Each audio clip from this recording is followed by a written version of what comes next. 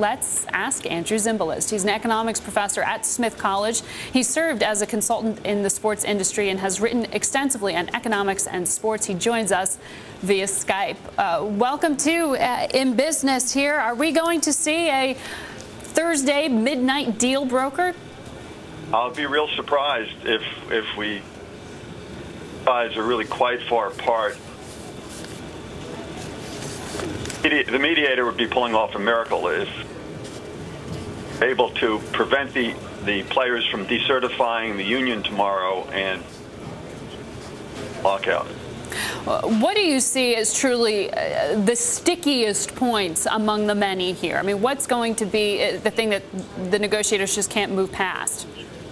Well, I think that the initial gambit by the owners, which was asking for a redefinition of the revenue base that is used to calculate the players' share, is the big deal.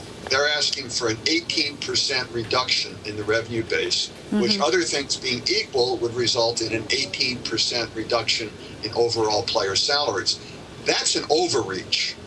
There's no way they're going to get there. The NFL, although its growth prospects seem to be diminished, and that's significant, is still a very profitable and extraordinarily popular league.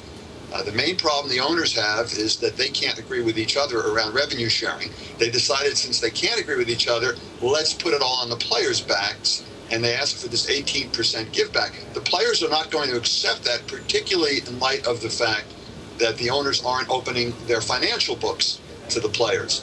However, that opening gambit is not what the owners expect, I'm quite certain. I think it's simply a bargaining posture, and they'll come way off of that. But for some reason, they thought tactically it was their best initial move.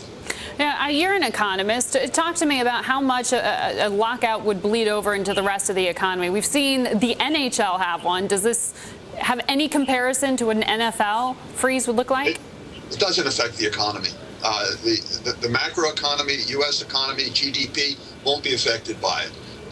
It's even quite unlikely that the cities that host NFL teams will have any significant effect. Basically, what happens is, instead of people spending money at football games, they'll spend money at other entertainment venues in the same geographical area. You think those discretionary dollars are fungible, in other words, but what about the people who make their living selling the tickets, selling the T-shirts, doing all that?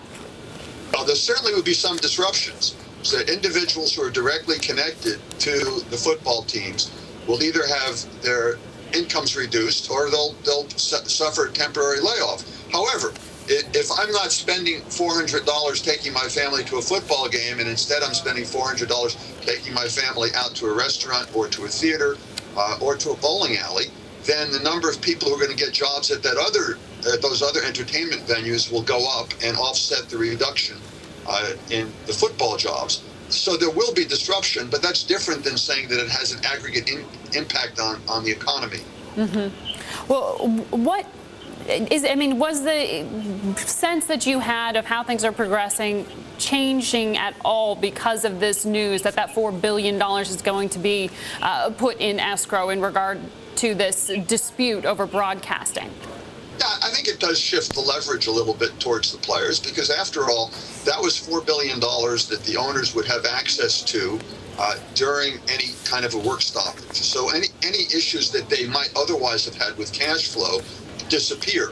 On the other hand, the players were going to be starved of income because they weren't going to be paid during a lockout. Now the players have gone to Judge Doty, who made this decision, and said, well, take that $4 billion and the owners should get half and we should get half. Now, if that were to happen, that would mean that there would be adequate cash flow on the players' side, and they wouldn't suffer the economic hardship that they might otherwise suffer, and hence that would reduce any inclination that certain players had to go back to work early and essentially break the unity of the union.